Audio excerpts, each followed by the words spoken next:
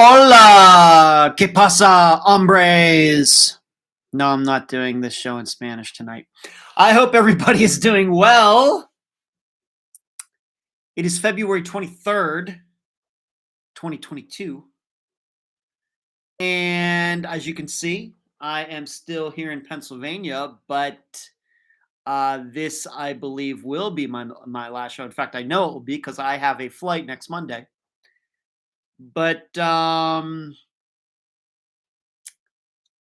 yes, I'm still here in Pennsylvania. It's gotten it's gotten less beautiful here, but better, I guess, in some ways. Almost all the snow that was here is gone. It's gotten warmer. There's been rain and everything. So, but I have to admit, I liked it more when there was a lot of snow out there and it was a little more interesting. Now it's just these drab spring days that you get in Pennsylvania where it's like rain, 40 degrees, overcast. Not a big fan. Not a fan, especially considering that down in Florida right now, it's been beautiful. So, but I'm here. And like I said, next Monday, I will be flying back to Florida. As far as what my dad's going to be doing for transportation, he's going to have to figure that out. And but I have some plans to help him with that. But it's just time, you know. My dad is very self-sufficient. He really can handle himself for the most part. It's just transportation's going to be a problem for a little while, and hopefully that will get fixed in the month of March. But so I got a great show planned for you tonight. A lot to talk about, as usual. Interesting personal things. Then I'm going to go into items that are connected to Unfound one way or the other. And then I'm going to talk a little news, just general true crime news that is happening out there. I do have a couple questions from people that I will be answering, sprinkling them in. You know, a little salt and sugar here and there. And then finally, before we're done tonight, I will be telling you about Friday's episode. And before we get started, please give this video a thumbs up. Okay, thumbs up. All right, just do it now. As I say every week, you know you're going to like the show. I know it's going to be a fantastic show. Just give it a thumbs up right now. Then you just don't have to think about it. It won't escape your mind. Okay? So just do that. Also, as you are watching tonight, maybe you'll consider hitting that little square button with the $sign in it down there. That is the super chat button. And you can monetarily contribute to the program while it's going on for the next 2 hours. And it goes to a good cause. Thank you. So once again, super chat money. And I'm sure you'll see some people doing that tonight, and I will point them out as we go. So once again, thumbs up and super chat possibilities here. We have Cherie Charlie Bravo, one of my assistants, the moderator of this show, and has been for a while now, maybe 3.5 years or something. She is in there, and I'm going to talk a little bit about those symbols that you see by her name here in a bit. Carrie, another of my assistants. Man, the assistants getting in early tonight. Look at you, women. Hello, Charlotte. Going to answer a question from Charlotte. Hello, Stitching. Good to see you, Stitching. She says, I will be buying my membership next week. Stitching, it will be great to have you as a member of the new channel here on YouTube. Hello, Karen. Marlene, hello, everyone. Hi, Charlotte. I'll be back in a little. Got to feed the cat. Okay. Screaming, good to see you. Jasmine, Twinkle, the real Capelia coming to us from Australia. Tina Hyvering, first time viewer here. Tina, Well, thanks for joining in tonight. Thanks for watching. Thanks for making time wherever you may be. Hello, Brian. K-Dog. It is gloomy. Gloomy is a good word, Brian, for the weather here right now. And then Suzanne, she has a little symbol by her name.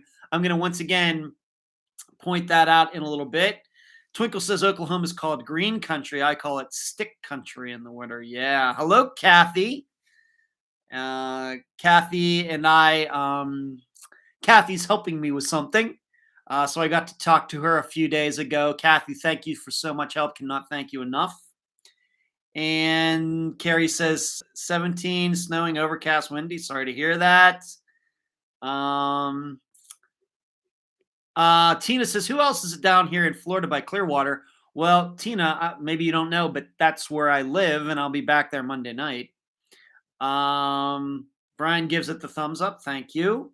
Screaming, there she is, getting in with the welcome to the only level. Screaming, thank you, Screaming.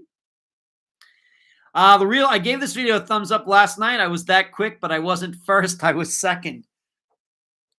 Well, thank you. As soon as I appreciate that, the real. I guess when you say last night, that's when I posted it this morning. I got a little confused there for a second. I was like, oh yeah, she's way, way ahead. You're into the future, the real.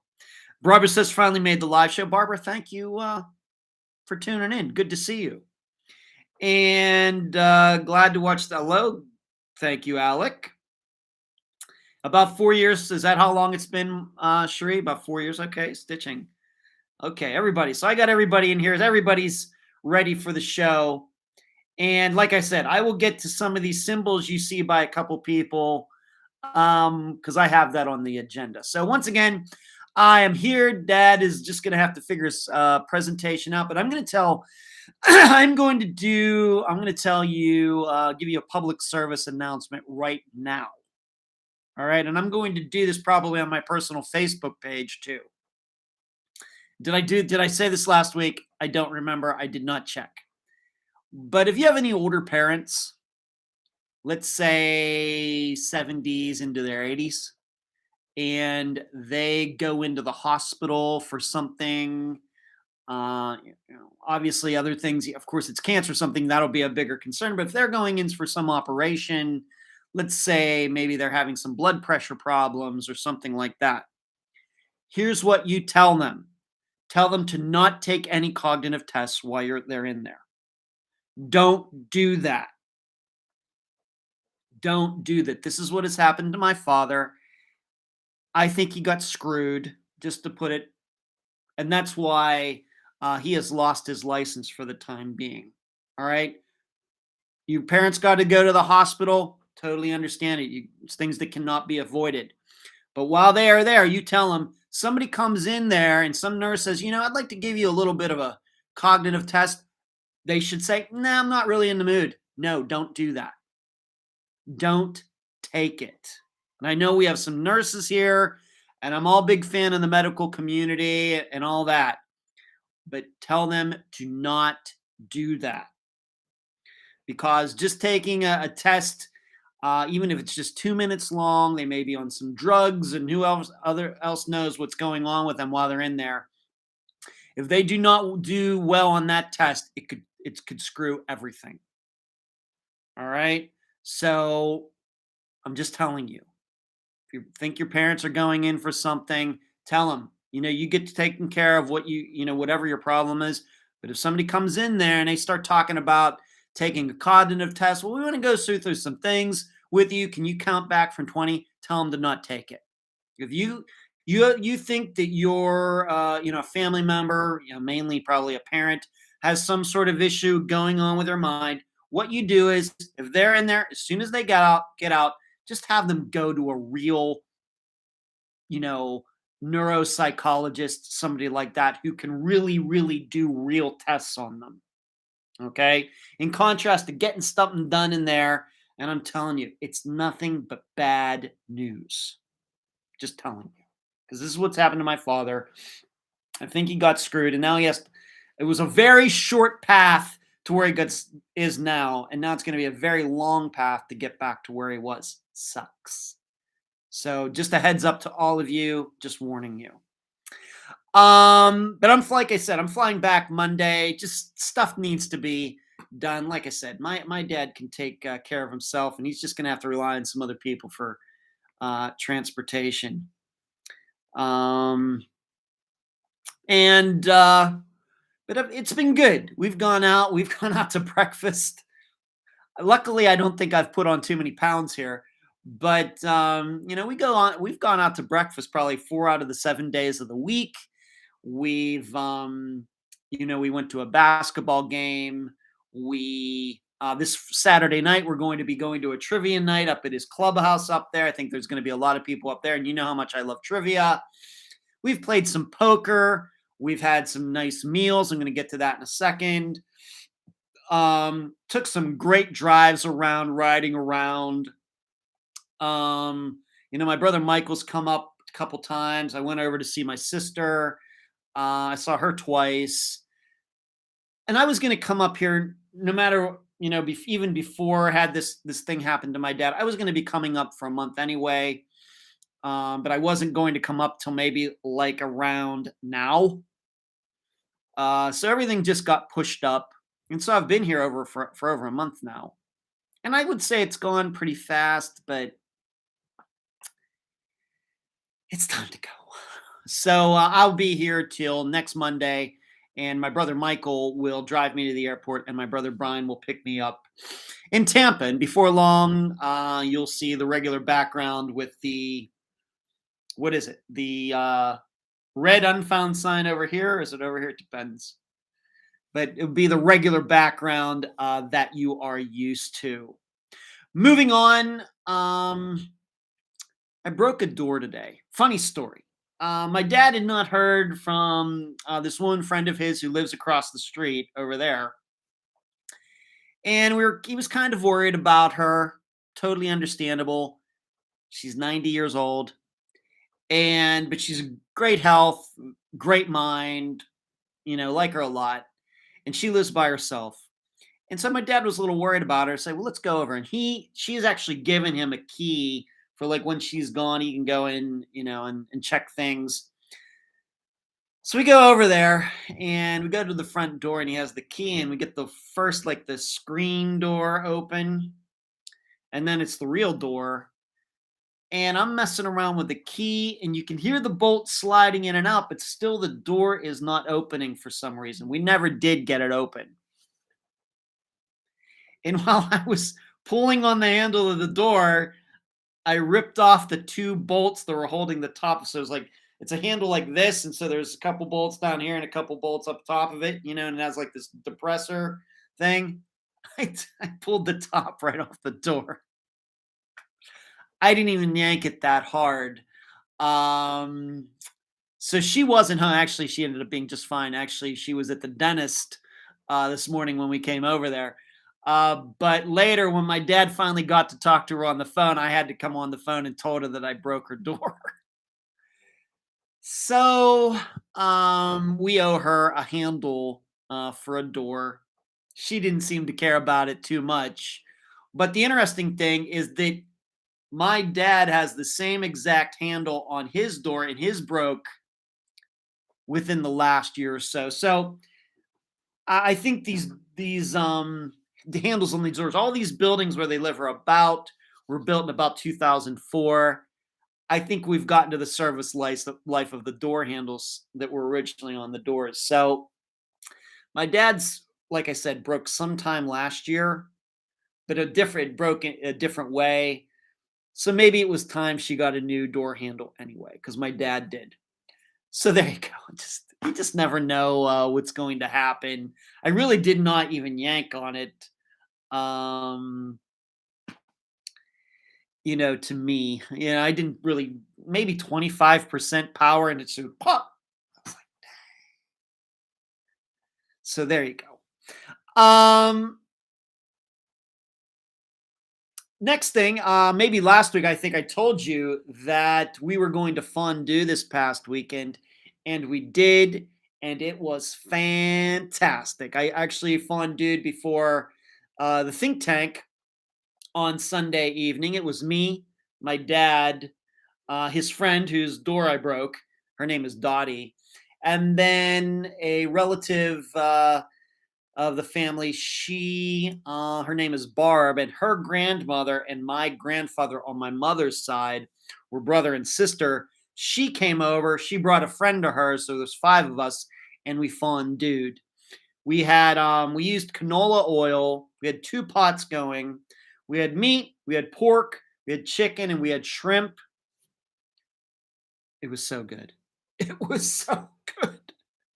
It is, oh man, it's one of my favorite meals because everybody's just sitting around. Nobody has to get up and, do something. And it takes a while for the meal to happen because you can only cook so much at a time. So it's a longer meal, longer time sitting there.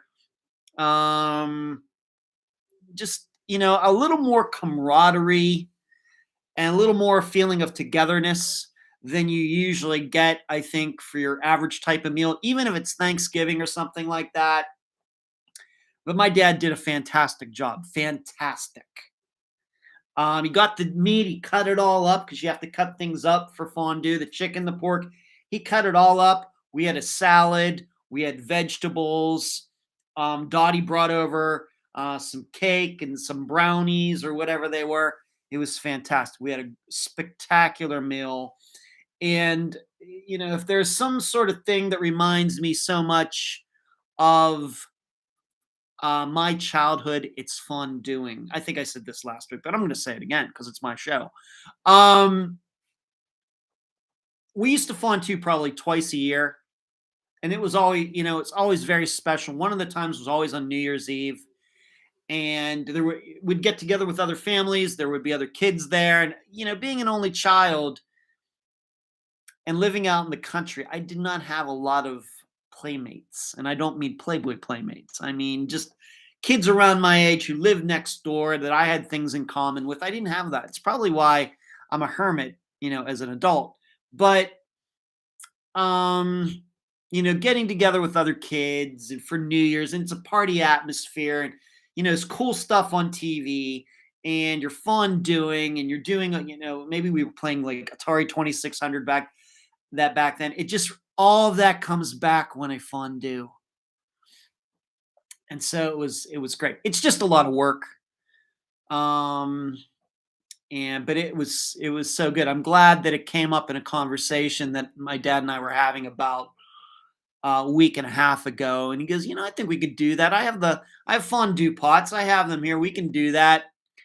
And we got it done. So it was really, really cool. Really cool.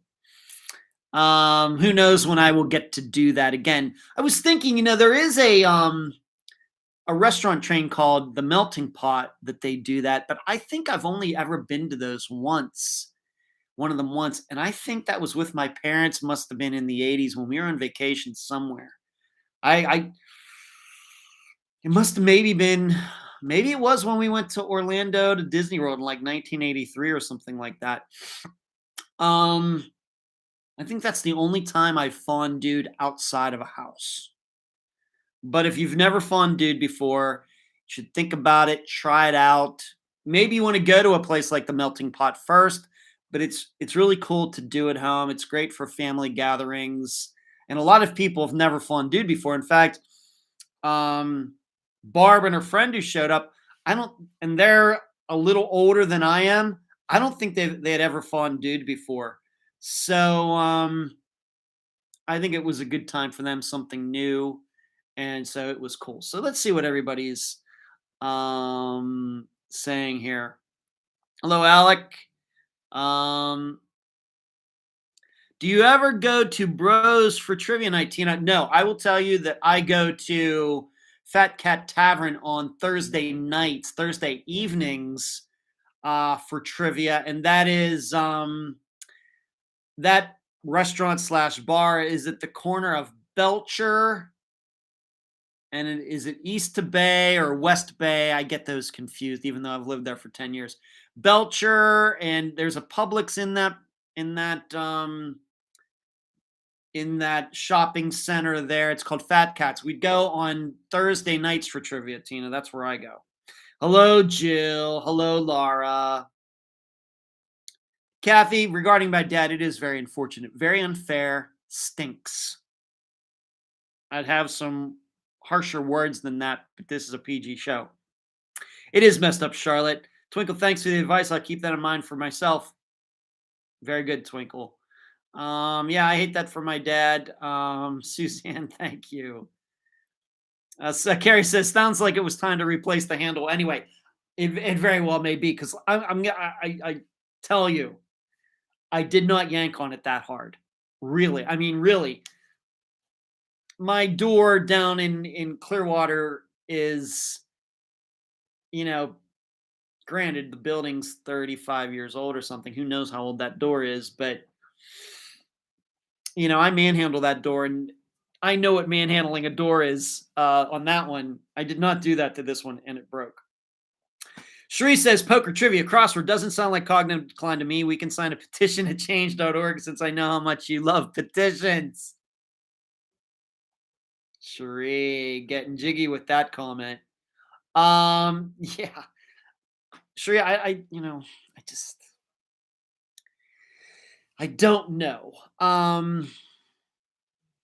We'll just have to see. I got him a he's going to go seeing a neurophysicist or psychologist on March 14th, and he's going to get a proper testing done. I don't know how he's going to do, but this is what he needs to do to get his license back, and at least it'll be in a proper setting. He knows what it is. I've been with him for over a month. Do I see any decline? Either that, he's just fooling me. I don't know. But he's just about the same guy that I remember even when my mother was alive, which was over 3 years ago. I don't know. Twinkle says, sounds like staying fit paid off for you. Twinkle, I really do need to get back. Like I said, I don't think I've put on more than a couple pounds since I've been here, but it'll be good to get back and do some disc golfing and things. Sauces make fondue. Yeah, the sauces. Got to have the sweet and sour sauce, had the barbecue sauce, had the cocktail sauce. Brian, yeah, thank you for bringing that up. You got to have the sauces too, for sure. Hello, Christy. Christy says there's a melting pot in Beechwood, Ohio. Christy, if you've never been there, you should check it out. Jasmine says, I've never fondued ever. I might try one day. Jasmine, you got to do it. You got to do it. It's cool. The Real says, I think I want the chocolate fondue with frozen bananas. If that sounds weird over there, believe me, it makes sense here. We're bananas about bananas in Queensland. I love bananas. I just can't eat them anymore. The Real. But we do that in the United States. Bananas, chocolate fondue is a big thing here. Chocolate fountains are a big deal here. So yeah, that's all spectacular. Stitching says, wow, my mom is 80 and blind and has her driver's license. Exactly, Stitching. Exactly. Like my friend, once again, my dad's friend Dottie, who I mentioned, she's 90 and drives, and she'll even admit that her vision is, whereas my dad's vision is almost as good as mine. He had surgery done on his eyes, I don't know, 10 years ago or something, but his eyes are spectacular for his age. And yeah, and his reflexes and things are good. I just, once again, I'm just going to get, I don't want to get this to become a complaint session about that. The Real says Queenslanders get called banana benders. I see. Interesting. The Real. All right, so those are some of the things going on. I mentioned trivia. Tina asked me about trivia in Florida. They're going to be having trivia. My dad lives in this, like, dare I call it a retirement community, but there are people who live here who work. But they have like a clubhouse up there that has like a bar, like a library with a lot of books in it, has a couple pool tables and a bunch of things. They're going to be having trivia up there on Saturday night, and Dad and I signed up for today. So it would be really nice if I could go back to Florida with another trivia win under my belt. And when we signed up, I think that there's 16 people even signed up today, and they still got a couple days to go. So there might be a nice showing up there, and we'll see. I don't know what the format is. Who knows what the questions are? But Dad and I will be there. Really looking forward to it. Something else regarding trivia, and my dad and I have actually talked about this. I don't know if I'm going to do it, but all of you might find it interesting. My dad watches Jeopardy every night, and for most of the time that I've been here, whether I'm doing work or whatever, I do make time to go out there. We watch Jeopardy, and then we watch Family Feud, and I do pretty well at Jeopardy. So I might entertain the idea of trying to register, try to take the test or whatever they have online to see if I can get on the show. I tried to do that maybe 6 years ago or something like that and was not successful. And if I'm not here, I don't watch Jeopardy, just to be honest with you. It's like a dad thing. Just something we can do together, and we talk about the questions and things. But I think I'm going to think about that because it's not unusual on Jeopardy for me to get about 25 of the questions right. That is not unusual. And in fact, Dad even a couple times was counting how many I answered correctly, and it was usually 25, 26. Something in there. Where all that knowledge comes from, I don't know. So, gonna think about it. Got to think about it. Gonna think about it. And if it would be cool just to get on the program. And of course, they interview every contestant to get on there and then talk about Unfound. And I think that would be a lot of good publicity for the podcast. So that also occurs to me as well. So just so I'm thinking about that. We'll see what I think about it once I get back to Florida. So those are some of the personal things. Hello, Spleen. I was given a fondue set for my wedding, and I've never used it. I've been married for 11 years. Spleen, you got to do it. If you'd want, if you'd want to email me or something, unfoundpodcast@gmail.com. Even though I technically didn't do the fondue, but I know a lot about it. And if you want some tips or pointers or something, I'd certainly be able to give them to you. So if you're going to do it, you might get it right the first time. I mean, you can go online, you can go on, YouTube or anything else. But if you want any tips, just send me a message, Spleen. Tina, you wouldn't like going with us because we never even came close to winning. We just go for the food, drinks, and fun. Tina, I got to be honest with you. The team that I'm on at Fat Cats were the exact opposite. Although we do eat and some of them do drink, we tend to be the type of people, if we're not winning, we're not having any fun. If I'm there to win. And I only have fun when I win. And so, but it's a great time. We've been going to that Fat Cat Trivia, Tina, for 9 years or something. We spent a lot of money there, and it's been a lot of driving, but it's that good. I think Barb and Jim, Golf Debate Entertainment, they have a page on Facebook. They do a really, really good job. And so you might think about Fat Cats. They have them on Tuesday night. We go on Thursday nights at 7, but they also do trivia there on Tuesday nights at 7. Whatever might work for you. But I would highly recommend if you're looking for a place. So those are some of the personal things going on in my private life. And my brother Michael came up on Saturday. I told him, I have this interview to do. That'll be the interview for this Friday, by the way. And he goes, that's no problem. You come up and I'll just kind of hang out with your dad while you're doing this interview. So, remember, my brother Michael is not my dad's son. So I started this interview, I think, at 2:00.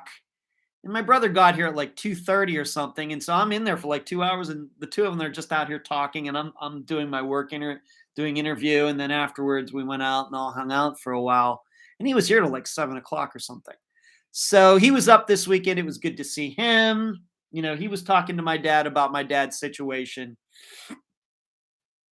and there you go. Oh, the other thing, maybe some of you saw this if you follow my personal page on Facebook on Monday, and we picked the perfect day to do it. It was a beautiful day. It wasn't too cold. My dad and I went to Spring Church, which doesn't have a post office. It's not technically a place. I think it's an Apollo PA address. But Spring Church is a little country community outside of Apollo, Pennsylvania. And that's where my ancestors are buried, the Densel ancestors. And that's where my mother is buried. And so we went out there, and my dad goes out there once in a while just to make sure the stones look okay and everything. So we were out there on Monday, and my great-great-grandparents are buried there. My great-grandparents are buried there. My grandparents, once again on my father's side, my grandparents are buried there. My mother is buried there. My dad already has the headstone for him there. He'd be buried beside my mother, and he's already gotten a headstone for me. That is my dad right there. That's my dad. So we were out there today, kind of looking around, and I don't think that's the first time I've been there since my mother died. Might be the second. It's still weird. But what was weird is that here's my headstone sitting like right here. Mine, August 1st, has my birthday, August 1st, 1970. And right back this way, if I'm looking at my headstone and we can read the date, right back here to the left, 25 feet, there is a guy who was a Korean War veteran. He had a headstone like right back here. He died 3 days after I was born. So here I am, born August 1st, 1970, right here. And a guy who died 3 days after I was born is right back here. August 4th, 1970 is when he died. It was so weird. So from there, then we went down to the other cemetery that's actually in Apollo, and that's where my dad's sister, my Aunt Sydney Ann, is buried with her husband. My grandmother, my dad's mother's sister and her husband, actually two husbands, or her first husband died. They're all buried in this other cemetery down there. So we went down there and we rode around looking at some of the, the stones, and there's a mausoleum there, and somebody has an obelisk and everything. So that's what we did on Monday. But I know somebody's, Ed, you're still alive and you already have a headstone. It's my dad's work. Does it creep me out? Not really. Not really. But my dad likes to be prepared. So. But I think that's probably fair, because it's just the stone that sits by itself.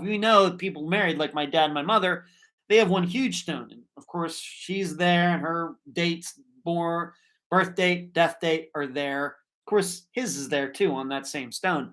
But for somebody who's just a single person who just has his own stone, and for there already be the stone there and the person is not dead yet, I think is a little rare. Welcome to my life. All right, so that's enough personal. Man, I went on for like almost 35 minutes on personal stuff. Tino, Spleen, that'd be great. You're welcome. Richard, I know you're a great golfer, so how many holes in one have you made? Richard, I do not ball golf. So I am a disc golfer. Love ball golf. I've never played it. The closest I've gotten has been like the little miniature golf putt-putt. And I think I have plenty of hole-in-ones on that. But I don't play. I've never played a round of ball golf ever, anywhere. I play disc golf, a little bit different. Been playing it for almost 10 years, although I play like I've only been playing for a year. But how many holes in one do I have in disc golf? I have 3. In fact, the first anniversary, the second anniversary of my second one is coming up here in March. So I have 3. Don't have very many. Maybe that just shows how good or bad I am. Carrie, my dad had his plot for years. VA paid for his headstone. Well, my headstone was out of my dad's pocket. So, he told me he was going to do it, and I was like, okay. So as I posted when I took the picture and posted it to Facebook, I will only be here temporarily, but I will be here permanently. So that's where I will eventually be. So let's move on to the program. Of course, last Friday, move on to the items, unfound items. Last Friday's interview, little unique, maybe not as in-depth as we usually go, but that was due to, first of all, a couple of those cases don't have a ton of facts.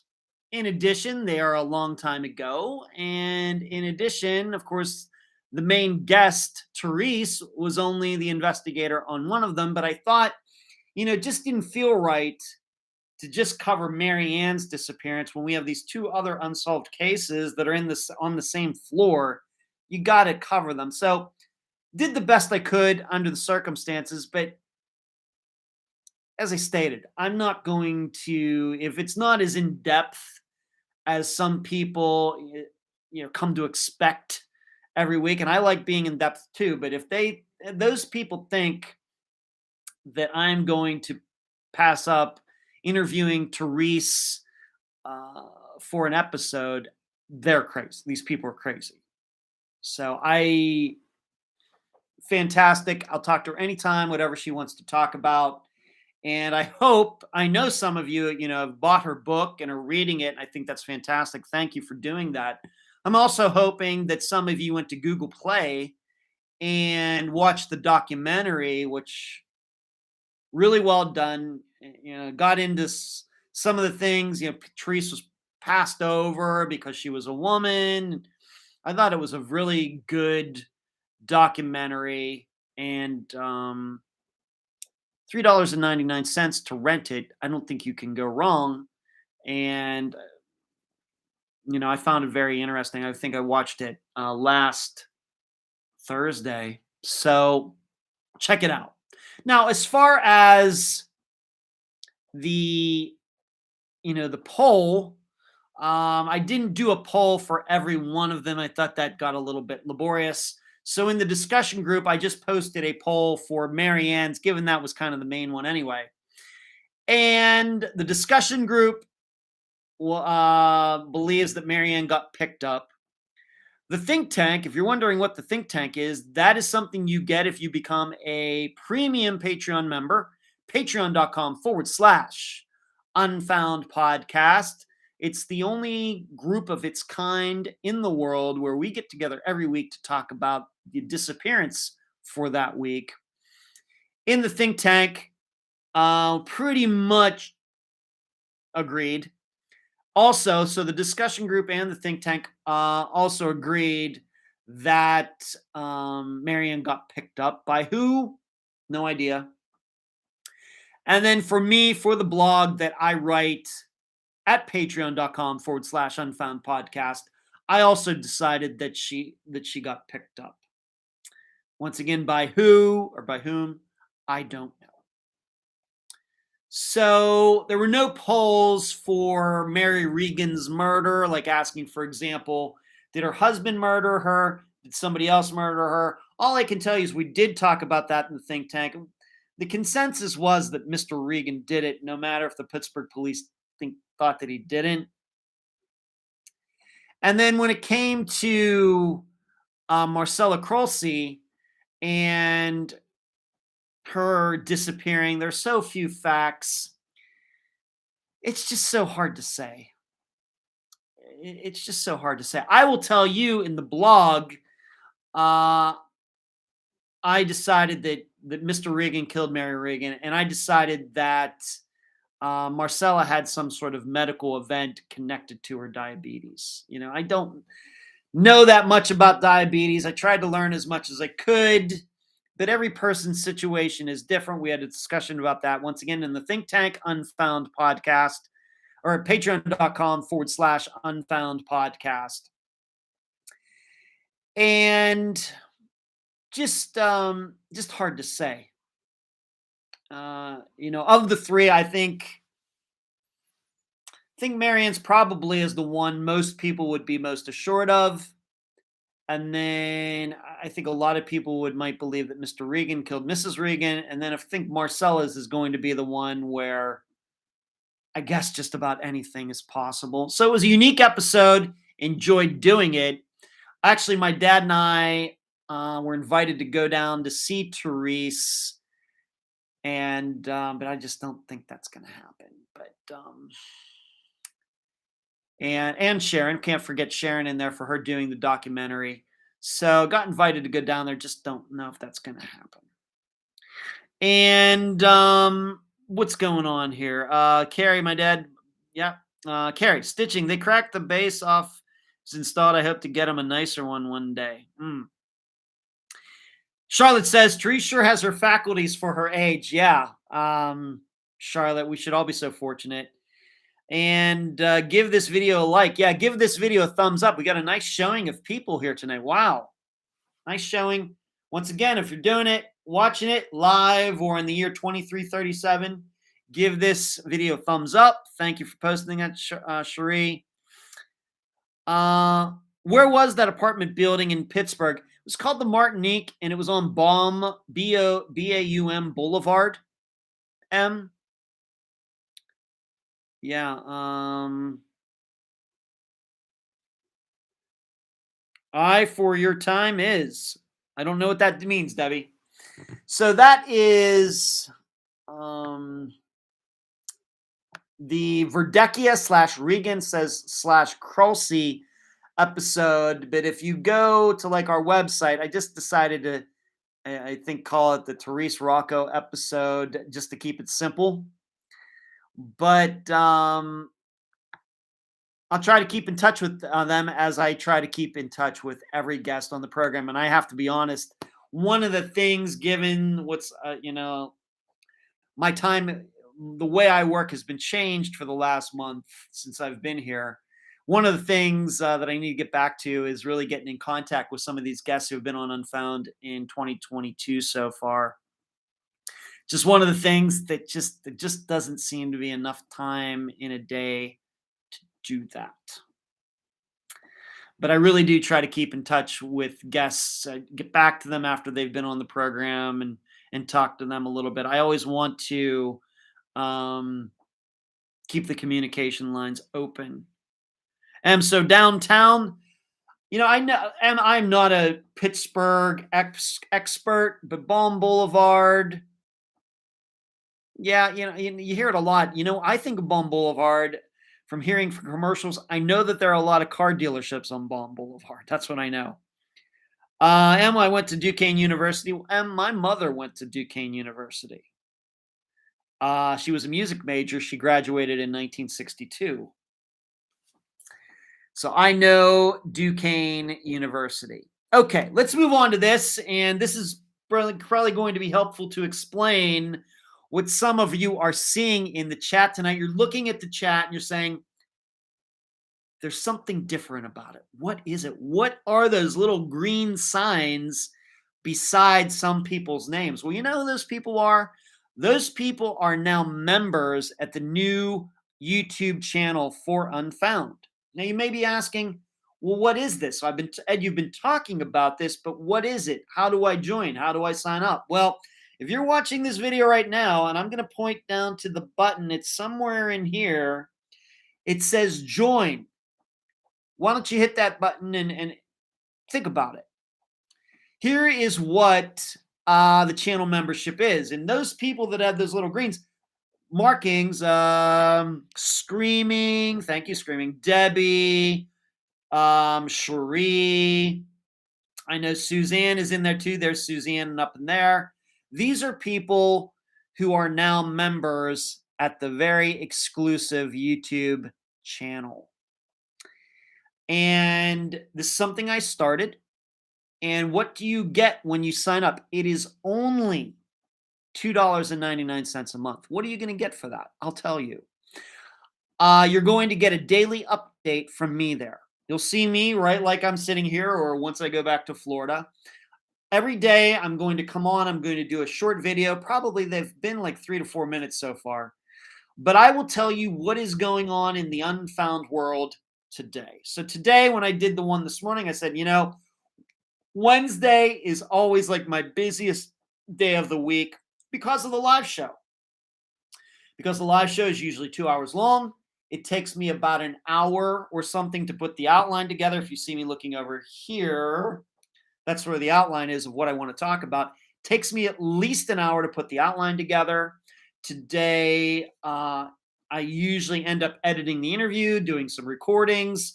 Just depends. But usually on the Wednesdays is one of the busiest days of the week for me. A lot of things happening. So this morning, I talked about some of those things. Tomorrow morning, I'll do another daily live, daily update. And of course, in that one, I'm going to be including my show with Dr. Telesco, which I'll be getting into in a moment. I'll be talking a little bit about that and anything else that is going on in Unfound World. And what these will end up being will be, am I going to be making some phone calls? Am I going to be making some emails? Did I talk to somebody about a TV show? I'll actually be talking about that in a little bit. What's going on that day? I want you to see on a daily basis how this program is made and all these things going on, because I know you like that stuff. You want to see behind the scenes. What's Ed working on Unfound today? And I think already I'm as about a transparent podcast host that there is, especially since I do these live shows. And for the first half hour, I talk about stuff going on in my life that has nothing to do with the program. But this will be one more way to get to know me, get to know what it takes to put Unfound together. You'll be on the cutting edge, or they might say the bleeding edge, of finding out about information going on with Unfound, things that are happening. So you should be there. Once again, if you're saying, once again, the button is right beside the subscribe button or the analytics button, somewhere down in there. It is right here. It says join, and you will automatically become a part of it. Now, you may see, so you got these little green buttons. What those are is that tells me, and it says to the rest of you, how long that person has been a member on the channel. Green is like the first color, and then it gets, for 1 month, 3 months, something like that. And that it's a little badge that tells everybody, hey, I've been a member of the very exclusive membership channel for this many months or how long. What you also see, what you get when you become a member, is you're seeing that some of these people who are now signed up for the membership have these little emojis that they get to use. And in fact, I think Cherie at the top of the chat tonight posted all of them. And right now there are 4 of them. I think I'm allowed to make more, but I made 4 emojis that I thought were kind of cool that people who are members can use every once in a while. One is a magnifying glass, which of course comes from the middle of the Unfound logo. Then one is like your heavy metal sign, Ronnie James Dio or whoever does this. That's one of the signs for like heavy metal. You've seen rockers do that. Then I have a picture, a sunset beach with a sunset, which of course, because I live in Clearwater Beach, I live on the beach, I thought that would be good. And then of course, I had to include a disc golf basket there. So you can see those are emojis that are now available to use when you become an Unfound, you become a member at the Unfound, very special channel. I'll be adding some more. I think I'm allowed to do that, Cherie. And I want to thank Cherie. She was the one who told me that I should think about doing this. It would be a good idea. And I'm always I'm always open to new ideas. I think all my assistants know that they can come to me with ideas, opinions, and we talk about them. And Cherie was probably just a little upset that it didn't happen sooner. I don't know how many times she had to tell me to do that before I finally did it. Just busy. So please consider it. And what else are you going to get, though? You get this daily video. You'll get the Unfound Now videos, this monthly series that I do. You'll be getting it a week early. Now, one's going to be coming out this weekend. I got to do one. It'll probably be coming out Saturday. You members will get it this Saturday. It'll be free to everybody else probably next Saturday. So would that be March 5th or something like that? So if you'd like to get that early, that is one thing. Also, another thing you will get. Another thing that you get, and I've already done this for the blog that I wrote for this past Sunday. I write this Patreon blog while I also make an audio file. So I posted a 5-minute clip and put pictures to it, or a picture to it. And I posted that to this new channel, this membership private channel that now exists. So that's what you also get. And you'll get that every week. You'll get to listen to me read part of the blog that I wrote about the disappearance for that week. I promise you, whatever part I pick, I'll try to make, be a, pretty good part, because sometimes I can go off on a few tangents in that blog, to be honest. I promise it'll be a good, meaty part where I'm talking about some facts. I'm really doing some in-depth analysis. I promise I will do that. Also, what you will get from joining the membership, and once again, some people are already members, and I thank you all for getting in on the ground floor. I will also give a preview. So I'll be posting this tomorrow to this private channel. I will be posting a clip, a forecast, a little snippet of the interview that will be happening the next day. So I've already done the interview for Friday's program. It's already been edited. It's already been put together.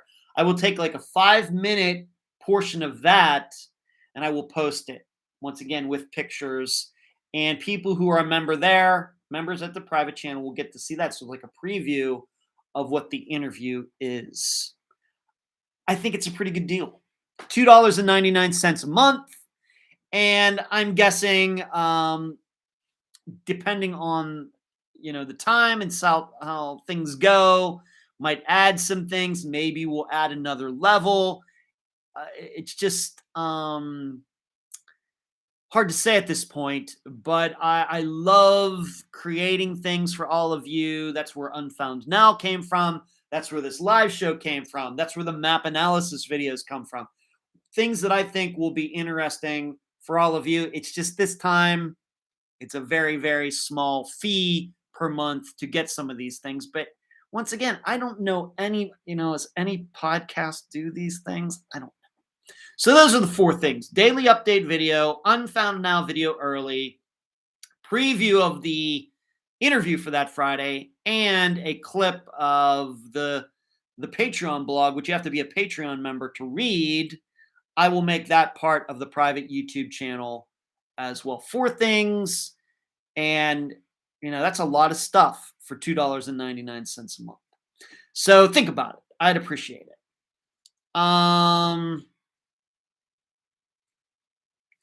Carrie says, once my classes are over and our stupid weather straightens out, Jessica Perry and we are planning to meet up. Good for you, Carrie. I really appreciate how you've really gotten to know her. I think that's spectacular. Thank you. Yes. All right, Debbie with the good look at these emojis. I love them. Love them.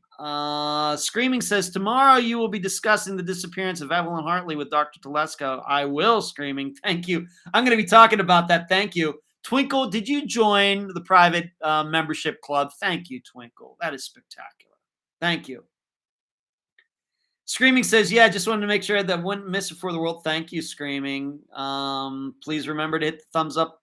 Yeah, that's good. Couple new members. Thank you, Carrie. Thank you. That's good. Seriously, new fave. Thank you, Carrie.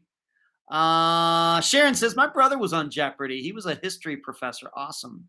You're welcome, Debbie. You're welcome. Charlie says, also, if you members want to suggest new emojis, contact Ed on Facebook or unfoundpodcast@gmail.com with your ideas. Yeah, let's get some more emoji ideas coming from the members. That's great. Hello, Kathy. Sharon, when was your brother on Jeopardy? My mom always watched it, kept track of her correct answers. I always watch it too. So we got Jeopardy discussion going on. So once again, check out the membership. Join. $2.99 a month. Best deal going in true crime podcasting. Right down here on this, somewhere down here. Okay, let's move on. Spotify signed a contract yesterday. Now, what does that mean? For the technical side, I don't know. They told me that their team would be getting back to me in a couple days. They've sent me some PDF files to read. Because I've been so busy today, I've not had a chance to read them. I'm probably going to look at the stuff before I go to bed. It has nothing to do with like the contract or anything, just the technical side of it and some of the things that I'm going to have to do. I've not read it yet. Like I said, I hope to get to it tonight, but it's happening. It is now happening for sure. As far as I can tell, the only big deal, the only difference that there's going to be, once again, you know how these things, they say one thing and sometimes it takes a few, you got to iron things out. But for those of you who listen to Unfound on the Podomatic app, and it's a spectacular app, Unfound won't be there anymore. That is going to probably be the biggest change. Unfound will still be on the other apps. It will still be on all the other locations. And the truth is, Unfound gets most of its downloads from the Apple Podcast / iTunes anyway. And also, we'll still be there. Unfound will still be there. But I just want you to be prepared that there might be a couple hiccups. For me, I think probably the first podcast that will be, it's not going to be for this Friday, but probably next Friday is going to be the first podcast that will be going directly to Spotify. Now, you may be asking, what's the big difference, Ed? Ed, you're already on Spotify. That's true. But the way that Unfound got to Spotify was Podomatic worked out some agreement with Spotify to have Unfound on Spotify. Okay? Because I will be honest, about 3 years ago, I petitioned or sent a message with the information to Spotify directly, and they rejected me. Rejected Unfound, technically. So, but then Unfound or Podomatic had worked out some deal, and that's how Unfound got there. Through them. They worked out something.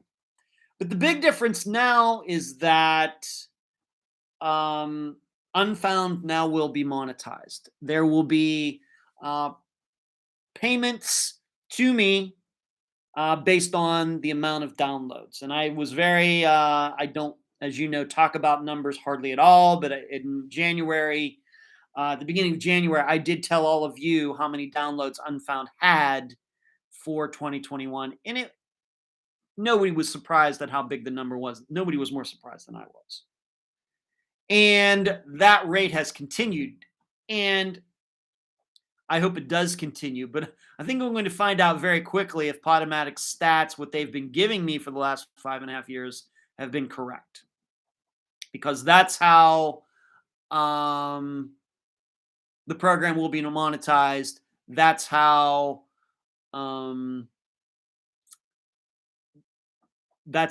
it will be gauged, how much money the Unfound makes from month to month, depending on the downloads.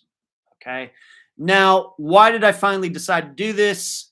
I'm confused. I'm a member. Why am I not shiny green? I don't know, Boston. Maybe Cherie, maybe you can work with Boston there to try to, maybe it just hasn't kicked in. What I'm talking about is so you joined the secret membership group, Boston. Maybe Cherie, you can maybe talk to Boston about that.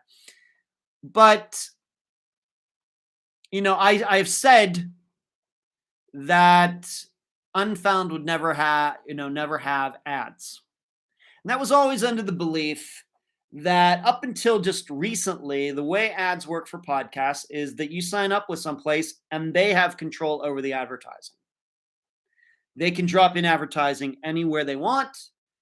And, right in the middle of the interview, they could put 2 or 3 back to back. So, these ads end up being like 5 minutes long or 6 minutes long or something. I'm sure many of you have listened to podcasts where you're listening and right in the middle of a conversation, it breaks to a commercial and it's 5 minutes. And then when it comes back, you forget where they even were in the discussion. Well, with Spotify and the program that they use, they're hooked up with a company, or they bought the company. It's called Megaphone. The hosts of the programs have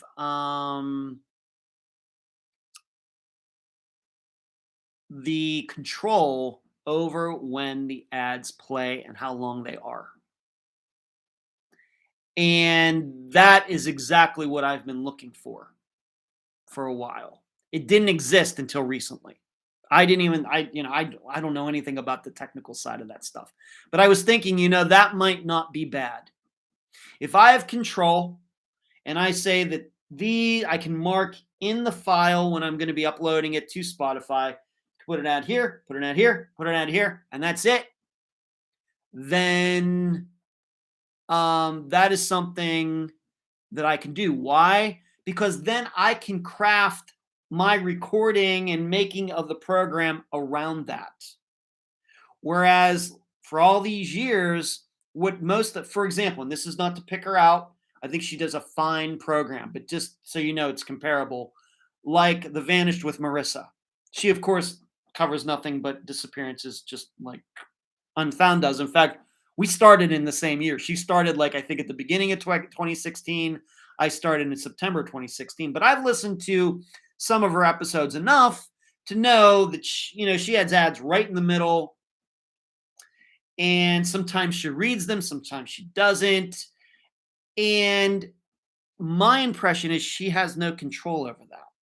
I know she's with Wondery, and it's just kind of, thrown in there. And, if you're going to be with Wondery, then you're expected to have, this many, and they have to be this long. And if you have an hour program, you have to have this many in there. And this is nothing like that. This is a situation where however many ads you want to put in your podcast is up to you. Of course, the more that's in there, the more money you can make. But you also have control of when they're going to play. So I'm going to be able to insert them so none of the interviews ever get interrupted. And I can put the program together where I can even, do a recording and say, okay, and we'll be back after this commercial. The ad will play and come back again. I can do that now.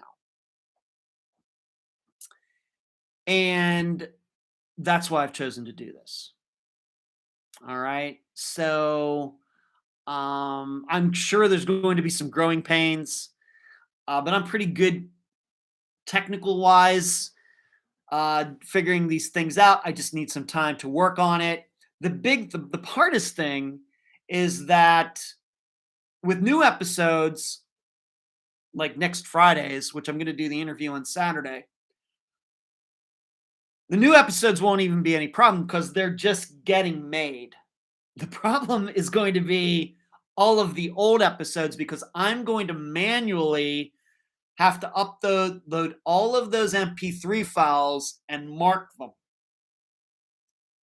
in the and we have like 270 episodes. That's going to take some time because I have to do all of them, because of if I'm just going to rely on, we're just going to start now, then there's not going to be any money to be made.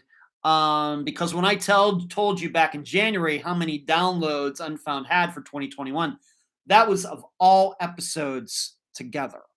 That wasn't just the episodes that were published in 2021. That was for all episodes since the first one in 2016. So I want to make sure, because people are new people are finding the program all the time. I know some of you, are probably maybe have just started listening to Unfound maybe in the last year. And I know there's many people who have listened to a lot of Unfound episodes, but maybe have not worked their way through the entire catalog. Why? Because there's 270 episodes, and the average length of an episode is like 2 hours long. That's a lot of time. Well, I want to make sure that there are ads on all of the old ones, because that's one of the ways that the downloads are counted. So I'm going to manually have to go in this program that I kind of know a little about. It's been explained to me for a minute. and just put these markers in the MP3 file where the ads will be. That's going to be a lot of work. It's going to take some time. But this is the situation I've been waiting for. They contacted me. I did not petition them. Hey, I got this podcast. It's doing really well. I think look at it. I think you should look at it. It was just like 3 weeks ago. This happened after I came up to live with my father for this month. That's how recent it's been. And so I signed the contract yesterday, and they told me that one of their tech team people would be contacting me about, going through the step-by-step of uploading an episode and all the things I'll have to do to make this all happen. I don't think you'll have to do anything on your end, whatever app you use to listen to Unfound. I think the RSS stuff, can be kept the same. But like I said, for you Podomatic app people, you're going to have to change. So there you go. Let's see what, hello, Kathy. Don't know anyone I honestly don't know anyone that uses Podomatic. Sure. I do. And Sheree, I can tell you that I know a lot of people use the Podomatic app because I see the stats for that. And yes, it is not the place where Unfound is listened to the most. But there are some people, and I really, really feel obligated to tell them that they have to watch out for that. Kathy, thank you I knew you'd be joining, Kathy. I just had a feeling. Thank you, Kathy, for joining the only level now available for membership right now. Carrie, good seeing you. Thanks for joining in tonight. Good to see you. Thank you so much. Carrie says regarding the downloads, you were surprised most of your team wasn't. You know me, Carrie. I know you've left by now, but people know me. I underpromise, I overdeliver. And that's the way I try to do things. I'm very cynical on those things. And so even when I know what the downloads and all these stats have been, there's a part of me that's trying to stay very controlled with all of this because I'm preparing myself to find out that those Podomatic downloads weren't exactly correct. They may be absolutely correct, but I'm just trying to tell myself, don't start thinking all these things until it actually happens. Yeah, there you go. Thank you for explaining that, Sheree. Okay, Carrie, she's gone. Yeah, please, Screaming's reminding everybody hit the thumbs up. Sheree is talking to, thank you for handling that, Sheree, deeply appreciated. Sheree, heck yeah, when somebody finds and likes Unfound, it's binge-worthy. It is. It's just going to be a long binge, Christy. I can't even, 270 episodes times 120 minutes. That's a lot of minutes. It's a lot of minutes. But I do get people contacting me. Hey, I just found your podcast for the first time. Where do you think I should start? The beginning. And I'll see you in 6 months. Let me know when you're done. It's been 5.5 years. Thank you, Kathy. Thanks. Screaming's found Unfound on YouTube back in 2018, but okay, thanks. There you go. Yeah, Kathy Screaming, you found Unfound before me, and I love the think tank too. Thank you, everybody.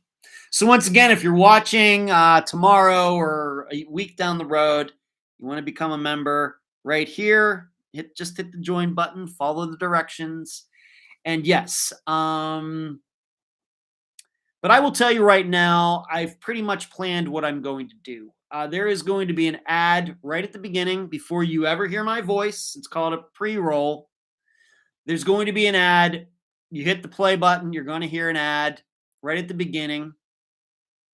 Then it'll go into the program. Interview will play. And after it's done, when you hear my voice again, I'll say, of course, and I thank John Smith for appearing on this episode of Unfound.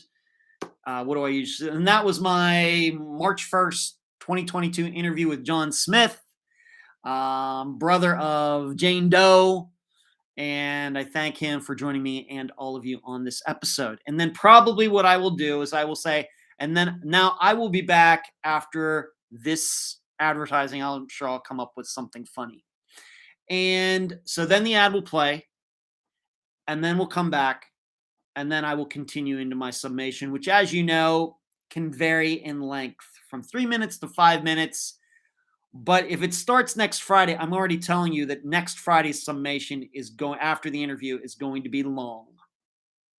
So then it will all play. Haven't really decided if I'm going to put an ad at the end or not, but surely there will be one before you ever hear my voice, and there will be one right after the interview is over. So there will be at least two, and I promise them to be as least as less least the least intrusive they can be. Christy said, I binged it. Thank you, Julie. You're great too. The real here, how is it that it's sunny all week where I am, and when Unfound Live is on, it buckets down like crazy? It's time to build an ark. I don't know. The real, that's really crazy. I don't know. Cherie's continuing to talk about, for anybody who wants to join, she's continuing to type about that. Thank you, Cherie. All right, let's move on. So Spotify. Once again, that does not mean you will not be able to find Unfound on iTunes. We'll be on Stitcher. We'll be on Podbean, all of those places, but those ads will now be included in all of that. The program will now get started at Spotify instead of getting started at Podomatic. Only difference. But I haven't even let Podomatic know yet. All right, moving on.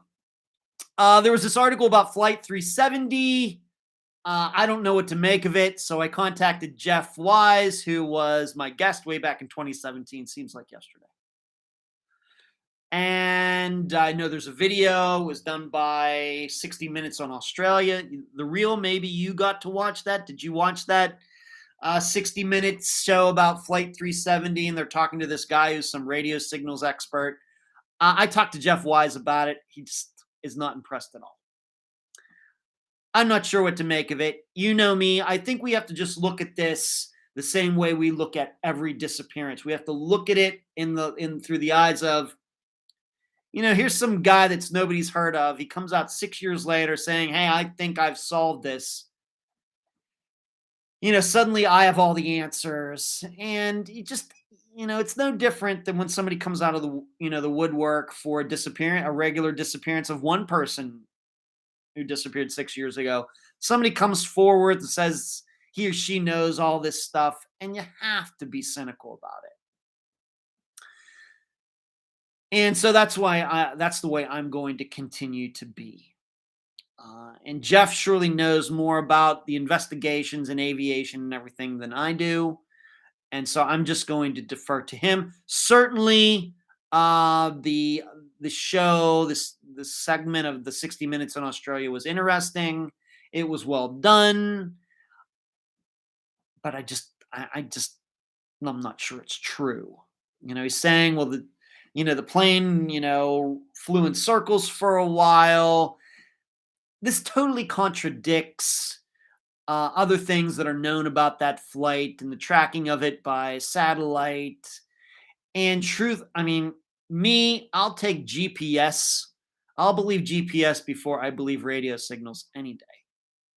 So, but if you haven't seen it yet, please check it out. I've linked to it in the discussion group. Did I put it on Twitter? I don't know. But you can go on YouTube, just do a search for Flight 370 60 Minutes, and you'll find this very, very recent video on it. So you might want to check that out.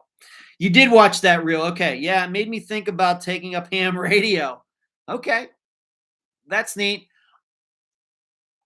Like I said, the reel, that's nothing against all you, Australians and everything.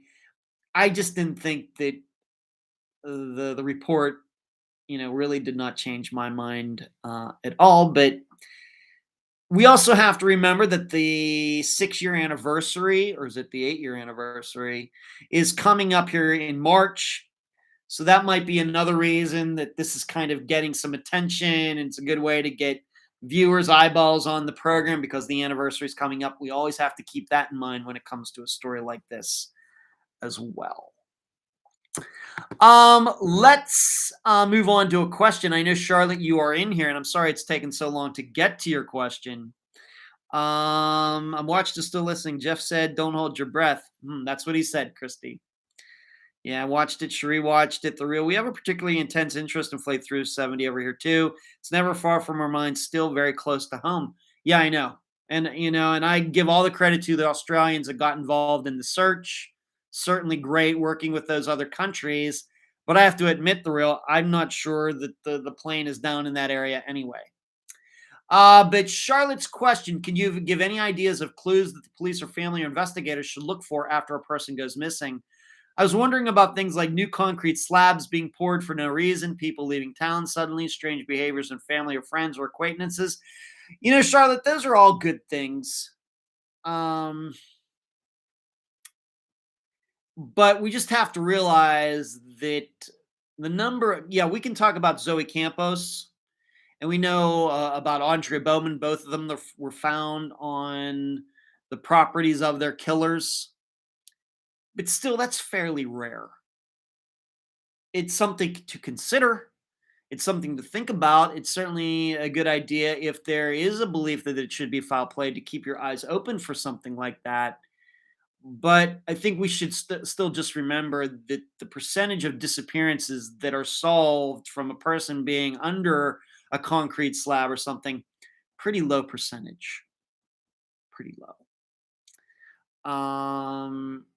But people leaving town suddenly, I have to tell you, Charlotte, not off the top of my head, I don't even know if we have any. Maybe Jeff Nichols, his family, his ex-wife and her family took off and moved to Ireland. Maybe we could think about that.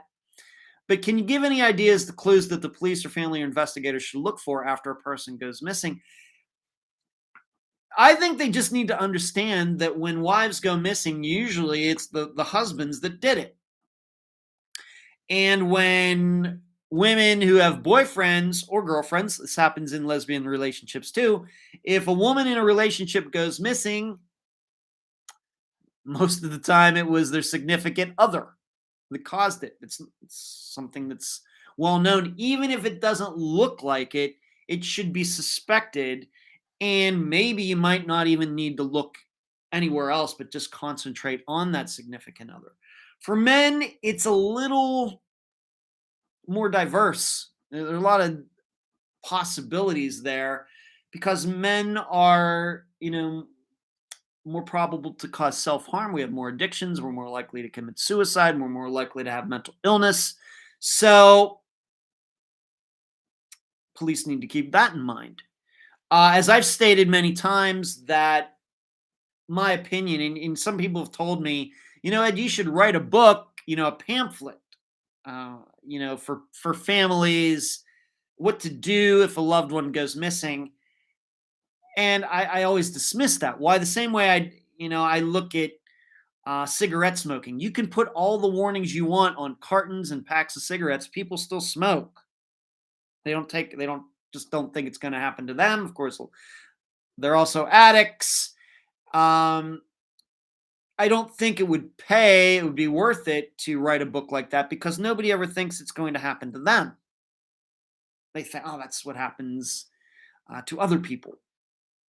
But I will tell you this, the one point I keep coming back to is if one of your loved ones does go missing, no matter what you think the circumstances are, you should start writing down all the people who might have wanted to cause that person to go missing.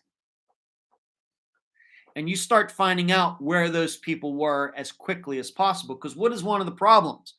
One of the problems is that a lot of times these disappearances that do end up being foul play, they don't get to that until a week later. Well, a week goes by and then that suspect, it's much easier to create an alibi when you're already a week away, a week down the road.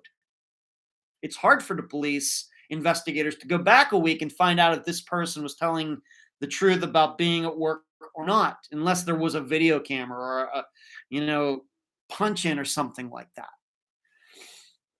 That's what a family should do. As soon as they suspect a loved one is missing, start writing down all the people who might have wanted to make that person disappear and go find where those people are. Other than that, it's really, Charlotte, on a case by case basis, the facts and everything else as to what could be the best choices. Art Bell owned that. That is to say ham radio. Yeah. Hello, Marlene's back. Good evening, everyone. How's the kitty doing, Marlene? What do you do if they don't go missing? Nothing. if they, if you think somebody's gone missing and then they come back a couple days, you hug them and kiss them and do not. Maybe that's a good point I should bring up. If a loved one does go missing and you're worried that this person something bad might have happened, but then they appear back on your doorstep a couple of days later, do not give them a hard time about it. Don't do that. You hug them, you thank them for being there, and of course you try to find out what happened, but do not give them a hard time about being scared and we were so worried and we called the police and everything else, because that might just make them do that again. They feel bad. This is like when a dog runs away. The last thing you do when a dog runs away and then it comes back is scold it. You hug it, you pet it, you give it its favorite treat, you let him sleep in the bed the next night. Why? Because this will make him less likely to run away the next time. You give him a hard time, you scare the dog, it makes it more likely that they will run away. So there's that.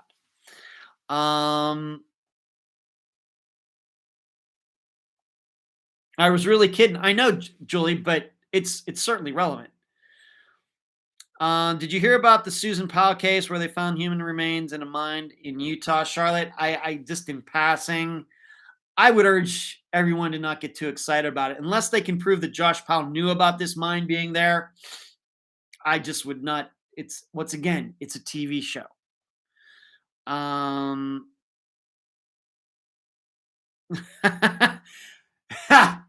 Sheree, if one of my kids goes missing, they're going to get a real hard time. Sorry, Ed. Okay. Marlene Lowe screaming. I guess. Yes, not yet. I don't think, Kathy. Okay. So that's my answer, Charlotte. So let's go back to Flight 370 Unfound now. I think I already mentioned when I was talking about the membership channel that I've already picked one out. I'm going to film it. Maybe I'll film it. I would have some time tomorrow to work on it tomorrow, but it will be coming out Saturday or Sunday for membership people, and then next weekend for non-membership people. It's of course, it's a very sad disappearance. It happened just a couple months ago, but it will give me an opportunity to talk, about a lot of things we've discussed on Unfound over the past year. It just falls into so many different categories that, and I was having a hard time picking one out. And then I saw this one. I was like, yeah, this has to be the one. So be looking for that membership people this weekend, everybody else next weekend. Hopefully everybody else will be members by this weekend. What is also coming up, being that we're getting near the end of the month, is the next newsletter. And I'll be writing that maybe on Sunday and do Monday, maybe doing a little bit writing on it at the airport on Monday evening. And that will come out on March 1st, which is one of my very close friend Shay's birthday, March 1st. Moving on, the Forensic Files. I've been watching, the new Forensic Files show is now on, but they've been playing a lot of reruns. And as you know, I don't watch a lot of this stuff, but being my living situation has been a little different over the past month.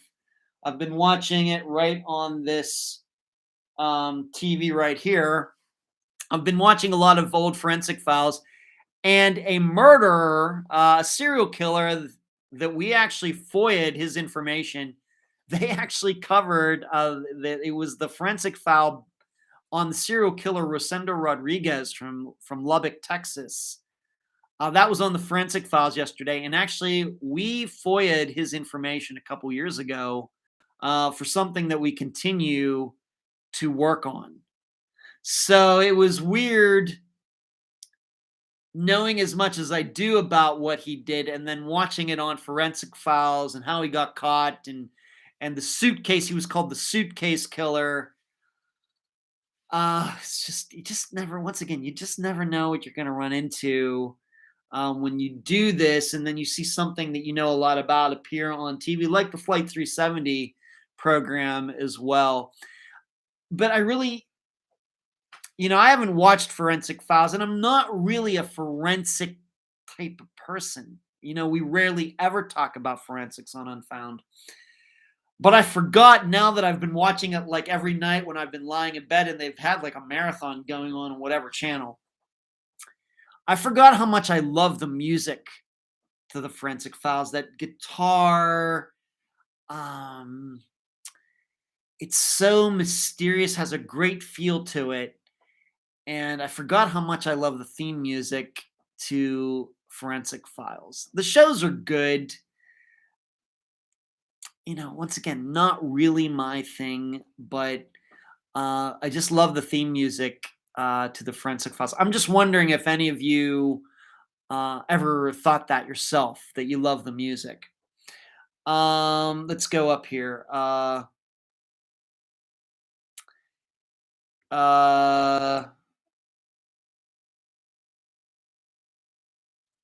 Okay. Not yet. I don't think, Kathy. This was on the news. Thank you. You're welcome. Jasmine, if you find the join button on your page, hit it and join. Alec did the calculation. 22 and a half days of content. I did the math.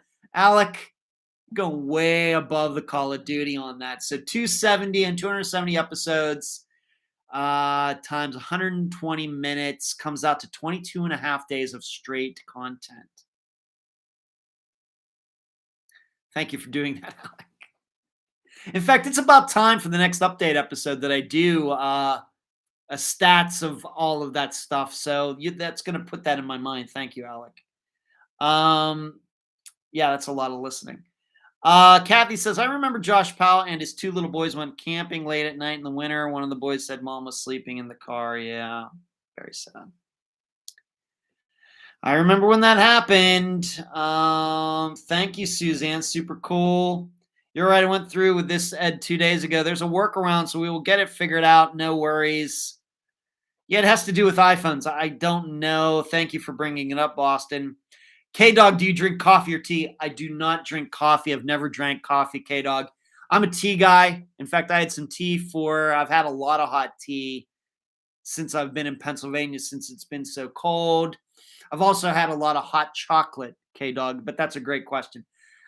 I really don't drink coffee. It's just too bitter and stuff, and I'm not put cream in it. I don't know. Charlotte's getting out. Charlotte, thank you for the question. Thank you for watching tonight. Marlene says, love Forensic Files. We watch it. It's on every night on HLN. Don't watch it all the time. Yes, the theme song is great. Yes, the suspense of the music is what I like for Forensic Files. It's great music. It's so good. Sure, that's funny, Cherie. Twinkle says, no one works harder than you do, Ed. You have lots of quality content. I'm all about the content, Twinkle. Cherie knows this. Carrie knows this. The other assistants know this. That, it's like, what do I think they're going to like? What's going to be interesting? What, for Unfound now, it's interesting, raising awareness, but it's also about the education. What can we do here? It's always on my mind. I'm not just saying that just to seem cool or anything. It's always on my mind. Thank you, Twinkle. When is your next deal? When is your next deal? You are so cool. What kind of deal are you talking about, Julie? Alex says, ironically, Susan Powell lived 3 minutes from me. Wow. Driven by our old house. Wow. Yeah. Yeah. Okay, Tina, you're leaving. Tina, it's good seeing you for the first time here. Thank you for joining in. I hope you enjoyed this live show. This is the way it is every week. Carrie made it back. Ed, I don't know how you all that you do a million things. Kathy, as I continue to say, and I know that everybody looks.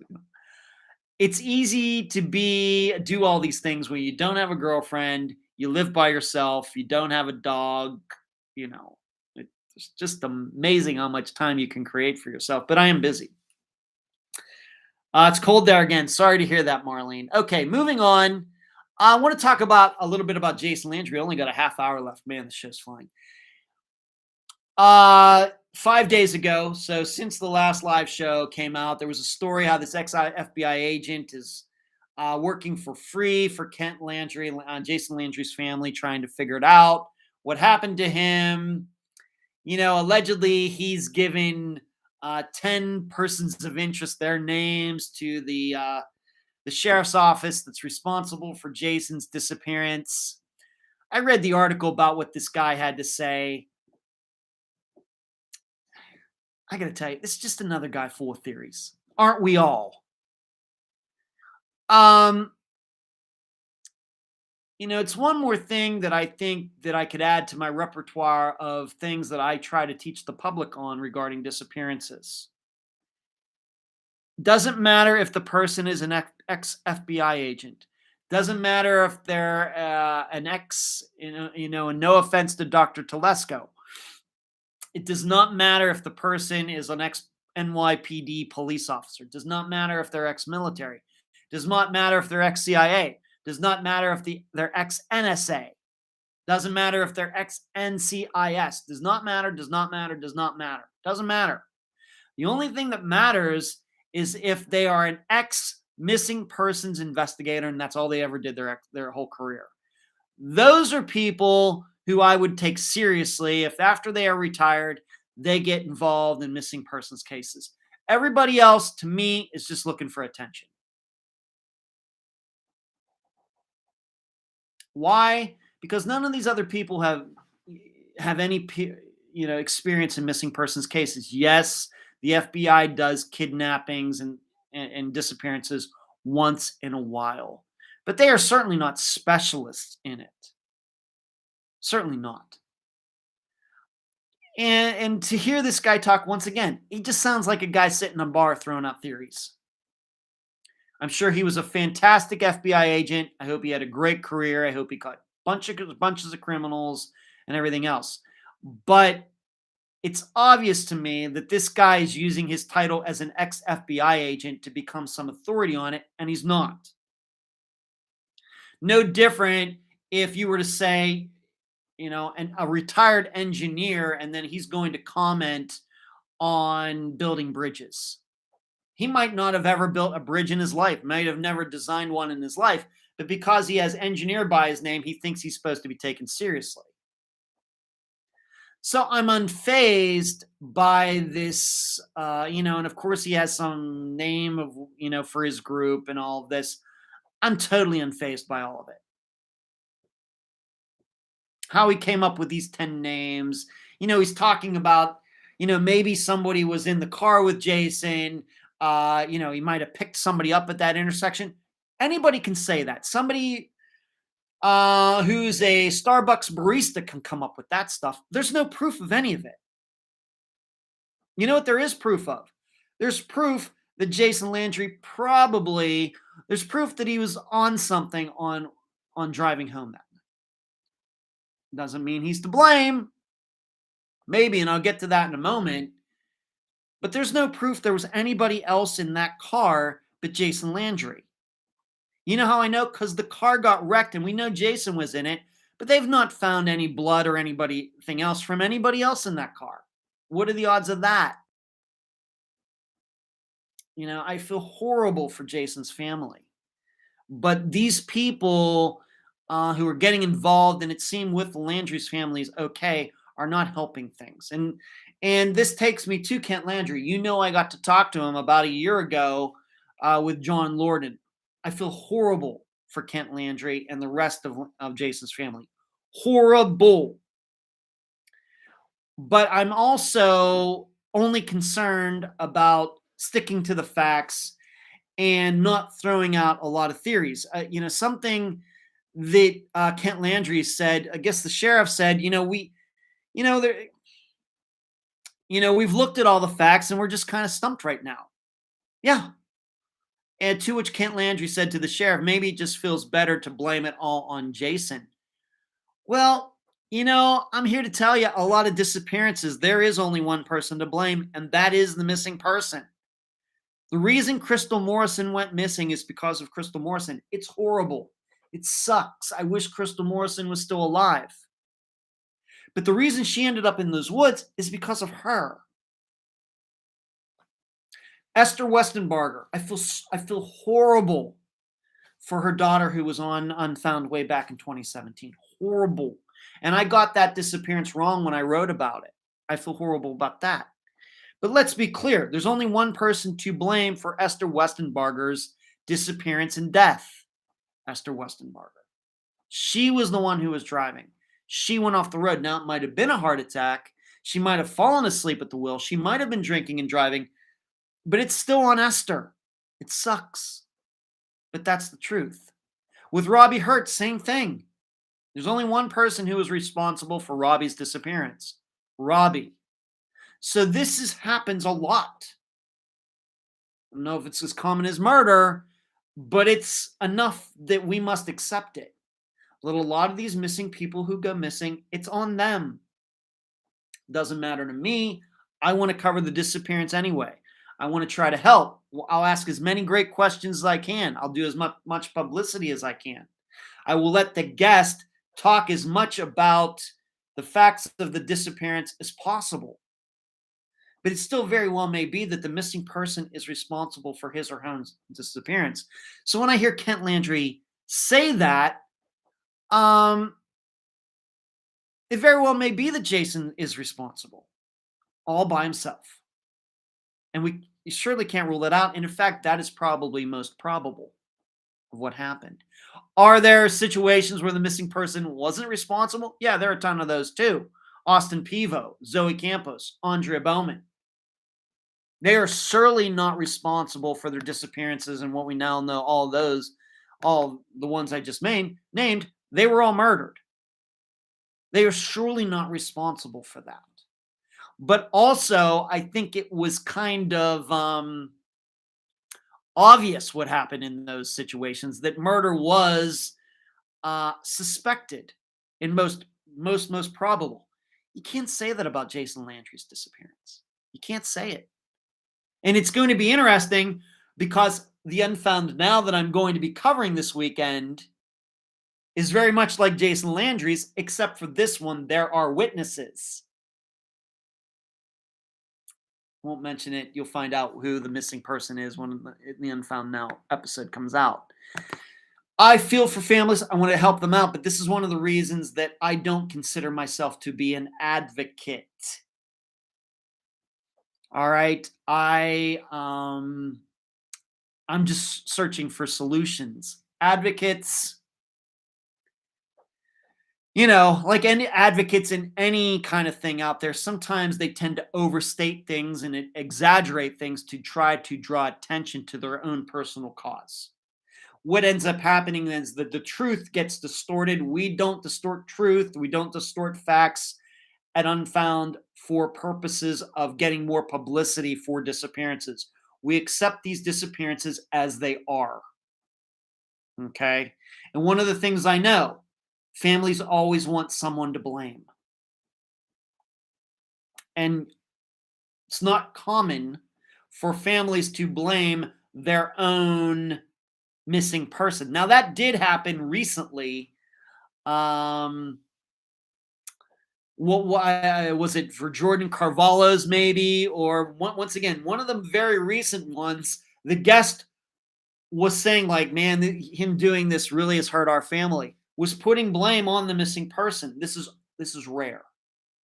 But families are always looking for people to blame. They're always trying to, say that, well, maybe this happened. Maybe they went into the witness protection program and they knew too much. And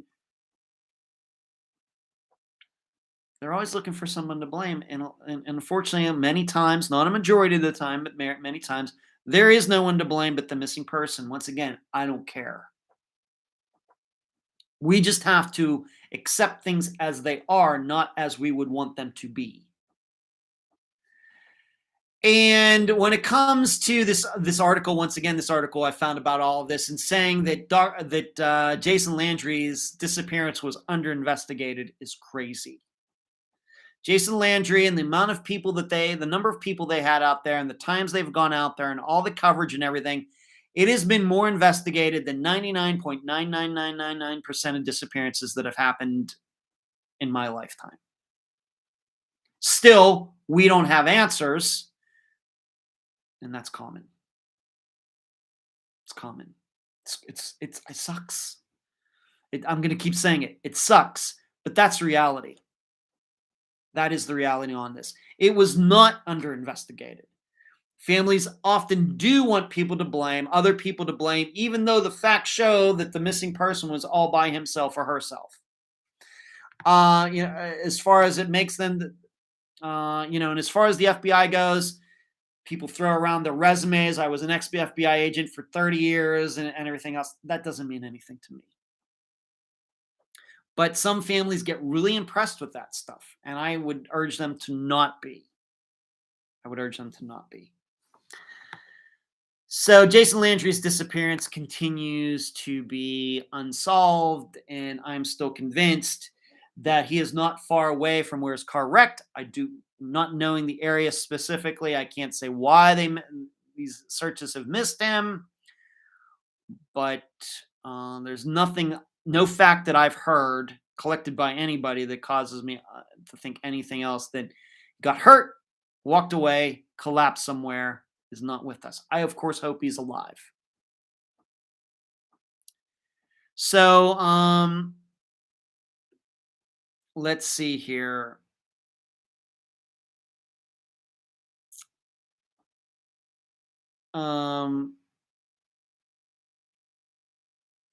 Twinkle's getting out of here. All right, Twinkle. Goodbye. Jason responsible for his own disappearance, just like Brandon Lawson. Debbie agrees. See ya, Twinkle. Sorry I'm getting to that late because I was going on a little bit of a rant. I happened to bring my soapbox tonight. Marlene says she loves Dateline, 48 Hours, etc. I taped People's Magazine investigation. Okay. Alec, will Ahmad email me and let me know how to join? Sheree, maybe you can help if you haven't already. I'm playing catch up here, Sheree, with these comments. You can tell that with Summer Wells' case, the FBI, I feel, are lost. Yeah, that's common. Springfield 3, I think Sherelle and maybe Susie were the targets and Stacy was in the wrong place at the wrong time. That's certainly possible. Sheree, Alex, send us an email at unfoundpodcast@gmail.com. That way you don't have to share your email. Yeah, that's a good idea. Thank you, Sheree. Marlene, I agree with you there. Charlie, Bravo, and Jason and Brandon Lawson on how they went missing. Carrie, hey now, be nice to some of us advocates. Some of us are looking for real answers. Once again, advocate is a word that's, thrown around a lot. And, I know that maybe early on I used that word. I just try to shy away from that word. Summer Wells was an accident, Kathy thinks. Alec, that's not really an email I care about, but I appreciate you looking out. I sent an email. Thank you, Alec. Sorry, we're having some problems. We're going to have to look into that, Sheree. I don't know why the join button doesn't show up for... I have to look in the help section or something. I don't know. Marlene says, I agree with you on Jason Landry. He had lots of coverage, especially here in local news. Yeah. You don't need to live in Texas to know that he got a lot of coverage. Suzanne says, I listen on Podomatic or Audible. Well, Suzanne, you're probably going to have to go to Audible exclusively because Podomatic is going away. Moving on. Dr. Telesco tomorrow night. This will be our first show since, I think, October. We didn't do a show in November. We certainly didn't do one on December. So this is going to be a while. Of course, I was down at Nova's Southeastern University at the beginning of November, and I hope to be going there maybe in April. But tomorrow night, 7 p.m. Eastern, on their YouTube channel, the Fischler College of Education and School for Criminal Justice YouTube channel, Dr. Telesco and I will be discussing the disappearance of Evelyn Hartley. This is a disappearance that we covered way back in 2018. Of course, Anthony from Crime Blogger 1983 was the guest, and I will surely be mentioning him tomorrow night during the conversation. This is one that Dr. Telesco and I picked out because it's so similar to Janelle Matthews' murder. Two girls at home, both go missing. Of course, we know her remains were eventually found. But Evelyn's is a lot older, from 1953. So almost, 69 years ago. Still unsolved. A lot of pictures, a lot of articles that have been written over the years. So there's a lot of media that can be posted while we're doing the show tomorrow night. Of course, we only have an hour, so we're going to have to just stick to the most important points. But I hope you will tune in tomorrow night. Of course, I will be reminding everybody tomorrow as we get closer and closer to that 7 p.m. Time. It's going to be good. Can't wait. Dr. Telesco and I have exchanged a couple messages this week. And so we are, I think we'll both be prepared for tomorrow, although I'm going to have to look over my notes tomorrow.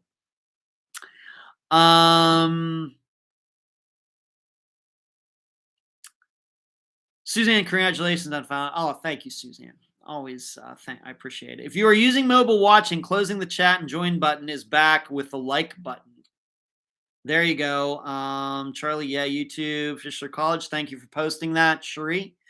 There's Hope. Thank you. You're always so generous every week. It just blows me away. There's Hope. Thank you. With the super chat tonight, I did membership with another YouTube channel and couldn't use my iPhone to join. Had to join using my iPad. We'll just have to look into that. I really don't know why that is. Yeah, join button not popping up for me either. Those iPhones always causing problems. Jill is a member now. I knew. Thank you so much, Jill. There's Hope. Well, very late tonight. We'll listen to it later on. Okay, thank you. There's Hope. Thank you for your generosity every week. Just amazing. Thank you. Appreciate it. Thank you. Thank you. One news item. We've got an somebody did ask me where else. This is a question that came up. It seems like I'm talking a lot about money tonight, but it was a question. Somebody asked me where else can people contribute to Unfound besides like the super chat or Patreon. PayPal.me/Unfound Podcast. It's on every episode. I read that off every week. PayPal.me/Unfound Podcast. Let's move on to this. I just want to, there was more information that came out about this family who died in California. The father, the mother, the 1-year-old, and the dog, they all died. They were all together. They had gone on a hike, and they were just lying there. And you remember they were talking about, was it some sort of fungus or some sort of methane gas? There was all these ideas and rumors, what we might even call conspiracy theories that were being thrown out there. And I know that Cherie and I talked back and forth a little bit about that.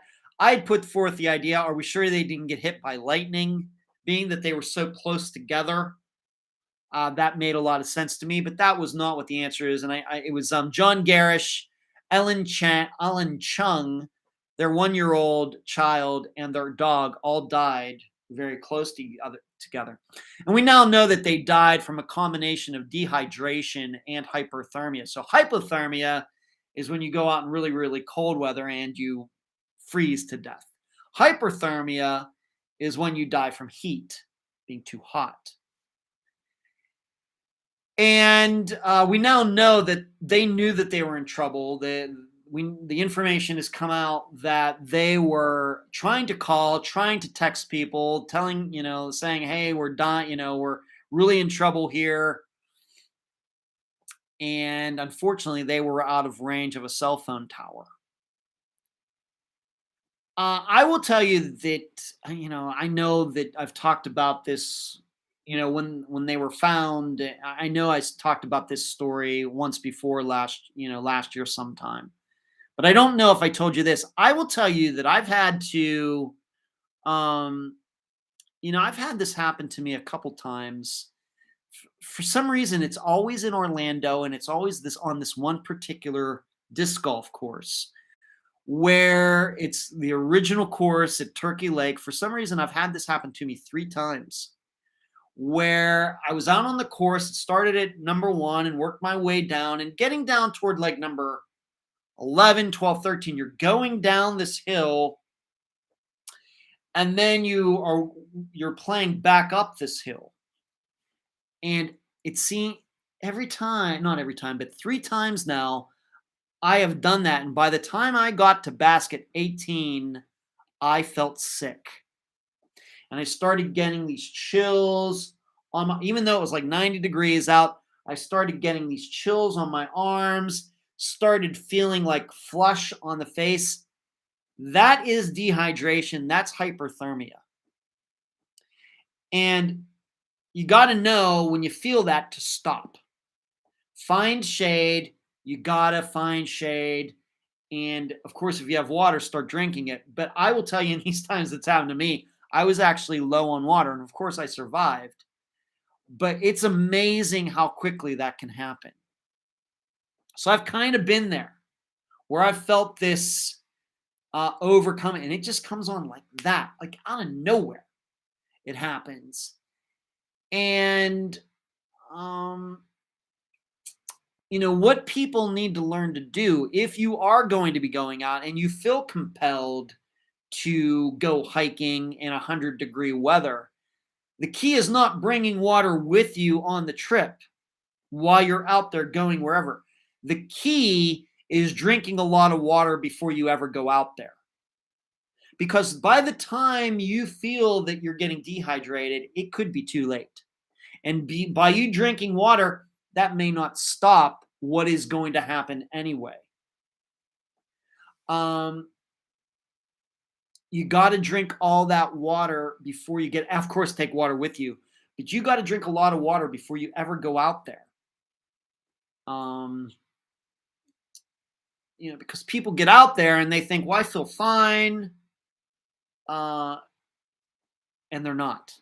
And obviously these people, what they're doing going on a hike with a 1-year-old out in 100-some degree weather, I don't know. I'm not going to try to parent other people.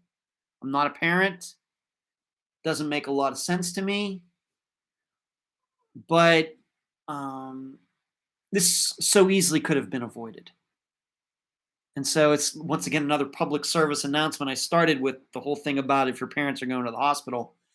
If you're going to do this, you got to drink a bunch of water, even to the point of maybe even feeling a little bloated before you got out there. Now, if you're going for a run, that might not work.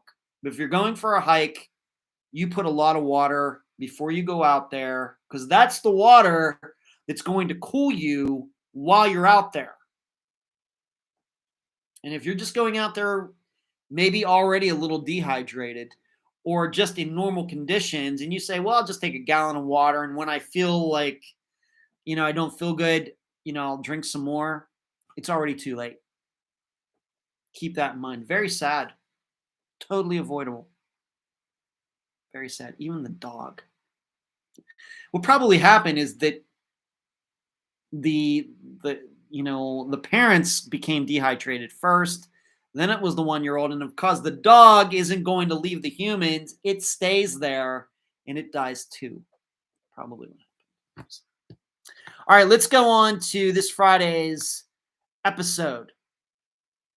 I need to thank Caroline Lowe from FindJody.com. Of course, Caroline, expert on the disappearance of Jody Husentrud. She put me in touch with Christine Swedell, because this is in Minnesota. We're going back to Minnesota, I think, for the 3rd time, for the disappearance of Sue Swedell from Lake Elmo, Minnesota, on January 19th of 1988. So we just passed the 34th, if we can call it, anniversary of her disappearance. And like I said, the guest will be Sue's sister, Christine. We did that interview when did we do that? On Saturday. We did that when my brother Michael came up. So on Saturday, this past Saturday, is when I did the interview. She did a fantastic interview. I listened to it today. Sue was at work That day, that night of January 19th, she got in her car to come home. And on the way home, she had some car problems. She pulled into a gas station. It was very wintry conditions, snowing very hard, maybe even blizzard conditions. She pulls into this gas station. She goes in and tells the attendant working there, was it an actual gas station or convenience store? But she went in to tell somebody that, yes, my car is not running correctly. Something I had to pull in here. Something's wrong with it. She goes back out into the snow to her car. Another car pulls up. In a few seconds, that guy gets out, talks to her. She then gets in the car with this guy. The car leaves. She is never seen again. She left her purse and ID in her car, and her car was locked. So for some reason, she willingly got in this car with this other guy, but did not take her things with her. In addition, what is also something you're going to have to think about is that she went into this, she said her car was broke down, and it was. I'll get to that in a second. She went into this gas station. Of course, this is before cell phones. You'd think she would have asked, I'm broke down. I want to call somebody to pick me up, or I at least want to call my mother. She's 19 years old. Sue was 19. I got to call my mother to tell her, I'm broke down, and for her to know I'm going to be late. She never asked for a phone. What was later discovered after she went missing and they towed her car away, that her car had been tampered with. Somebody had loosened a fitting on the radiator, and all the coolant leaked out. So somebody planned this. Probably the guy that picked her up, but we don't know who that is. So you're going to hear about that and even more. And if you think that is unusual, just wait till you hear about a couple of the other unique facts. These are going to be a couple facts that we've never talked about in any disappearance to this point on Unfound. But that is the disappearance of Sue Swedell. You're going to hear about it on Friday. The title of the episode is Woman Trap, because somebody certainly set a trap. January 19th, 1988, Lake Elmo, Minnesota. Her sister, Christine Swedell, will be the guest. It will come out. And like I said, I think this Friday will be on Podomatic, but I'm not making any promises about next Friday. So that's all I have for tonight. We're going to be closing up shop right around the regular time. I think you're doing, thank you. Yes, I see the join button on my laptop, but I don't see it on my phone. So weird. Okay, you got to go. There's hope. They were near Mesette in the San Joaquin Valley, middle of the state, north of Fresno. Don't know why you'd take an infant. I don't either, Kathy. Marlene says it's all very sad. But that is the show for tonight. Man, I got a lot of stuff in here. So let's go through what we covered tonight. Talked about how this will be the last live show in Pennsylvania for now. Did a PSA about if you're older 70-something, 80-something parents go into the hospital for something, do not let them take any cognitive tests while they're there. Don't do that. I broke a door today thinking about going on Jeopardy. Fondue dinner was spectacular. Going to go to trivia night here on Saturday night. I know something that I forgot. This past Monday, I didn't put it on my agenda. I had another conversation with this British TV show about the murder of Janelle Matthews. I'm now kind of on a contract, no money involved, but just an understanding that I will be assisting them in trying to get this TV series together about Janelle Matthews' murder. They recorded me saying, and video of me saying some things in this interview on Monday morning. So I forgot to mention that. That happened on Monday. Talked about the Rocco Paul channel membership. We're going to have to get some of these join button things worked out. Don't know why doesn't appear on iPhones. Spotify agreement, Flight 370, Unfound Now, the newsletter, Forensic Files, Jason Landry, Dr. Telesco's show tomorrow night. I'll remind you all tomorrow. We talked about this family that died from dehydration in California. Took a question from Charlotte, and finally talked about this Friday's episode. That's all I have. As Cherie says, keep your head on a swivel. Please contact us if you are having trouble with membership. If you can't find the join button on your phone, find me in the group or email me. Find Cherie somewhere. Stay safe. That's all I got. Once again, when you see me next, at least for this live show, I will be back in Florida. Everyone, thank you so much for joining in. Thank you for those who joined this membership tonight as you were watching. Thank you so much. That's all I got. Good night.